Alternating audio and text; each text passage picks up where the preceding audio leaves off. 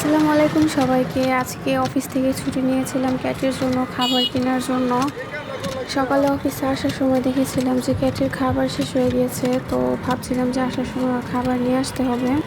মাস শেষ হয়ে গিয়েছে, হাতেও কোনো টাকা নেই, কিন্তু অফিসে ঢোকার সাথে সাথেই 1 মাসের নাস্তার টাকা পেয়েছিলাম। আমি রাত্রে ঠিক 8:30টার দিকে হসপিটাল থেকে বের হয়ে যাই, কিন্তু তখন আবার দোকানপাট এখন 6টার সময় বন্ধ হয়ে যায়। তাই টেনশন হচ্ছিল বারবার যে দোকানপাট খোলা থাকে কি না।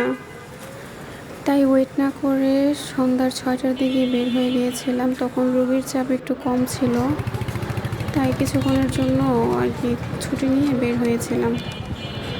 1 মাস ধরে কালীবাজারের এই দিকটায় তেমন আসা হয় না। এখানকার আবার ফুড উঠিয়ে দেওয়া হয়েছে। আজকে এসে দেখলাম যে ফুড আবার একটু একটু বসতে শুরু করেছে, আর মানুষজন সব চিল্লাচিল্লি করছে যে ফুড বসার কারণে আবার যানজটের সৃষ্টি হয়েছে। তারপর এই যে দোকানে চলে এসেছি।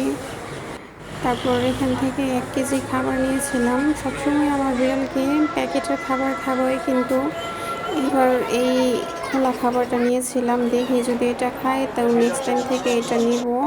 তাই বেশি নেইনি, শুধু 1 কেজি নিয়েছি।